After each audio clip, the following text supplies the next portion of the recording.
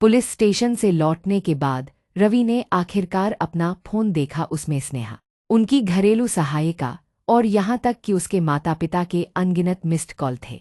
रवि ने स्नेहा को फोन लगाया लेकिन किसी ने नहीं उठाया। वह चिंतित और घबराया हुआ था। उसने घरेलू सहायिका को फोन किया।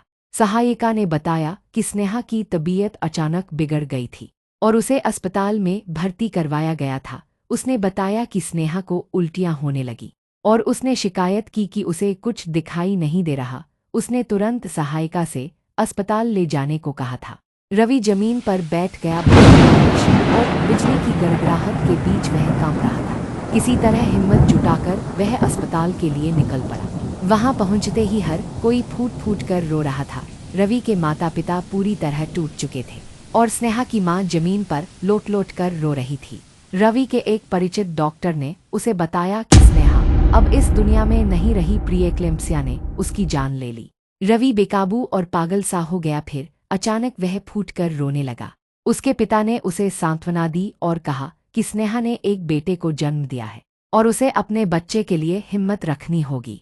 लेकिन रवि कुछ सुन नहीं पा रहा था। उसका दिमाग उदास, गुस्सैल, डरा हुआ और उलझन में डूबा था।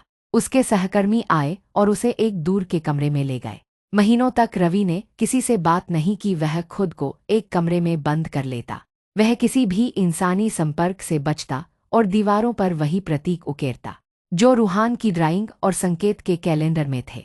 रवि की मां ने इन नक्काशियों को देखा और अपने पति से इस बारे में बात की। उन्होंने रवि को मनोचिकित्सक के पास भेजा लेकिन इसका कोई फायदा नहीं हुआ। एक दिन एक विद्वान दार्शनिक जो परिवार का दोस्त था उनसे मिलने आया। रवि के माता पिता रवि और अपने पोते के भविष्य को लेकर चिंतित थे।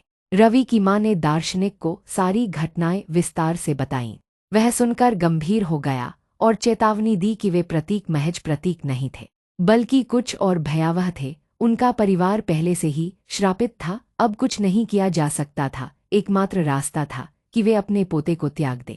रवि के माता पिता इस खुलासे से स्तब्ध रह गए। दार्शनिक ने आगे बताया कि वे प्रतीक कोई साधारण चिन्ह नहीं थे बल्कि एक अन्य आयाम का द्वार थे जो अलौकिक परग्रही शक्तियों को हमारे संसार में लाते थे। ये शक्तियां अपने स्वामी को मानव आत्मा और बलिदान के बदले में वरदान देती थीं।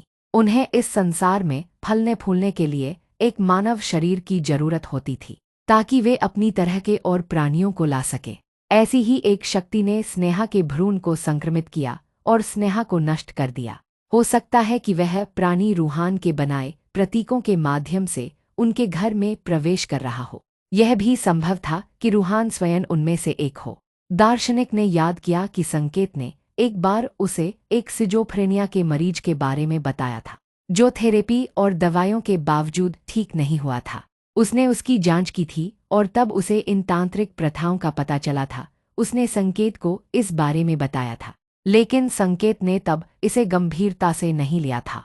लेकिन जिस दिन संकेत की मृत्यु हुई उसने दार्शनिक को फोन करके इन चीजों के बारे में और जानना चाहा था। दार्शनिक उस समय यात्रा कर रहा था और कॉल नहीं उठा सका। अगली सुबह संकेत का फोन अनुत्तरित रहा। जब वे ये बातें कर रहे थे तभी बच्चा जोर जोर से रोने लगा। रवि की मां डर गई लेकिन वह बच्चे को शांत करने के लिए अंदर गई। रवि का पिता हैरान था लेकिन वह इन बातों को बकवास मानकर विश्वास नहीं करना चाहता था। वह अपनी पत्नी के पीछे बच्चे के पास गया। जब वे वापस लौटे दार्शनिक जा चुका था।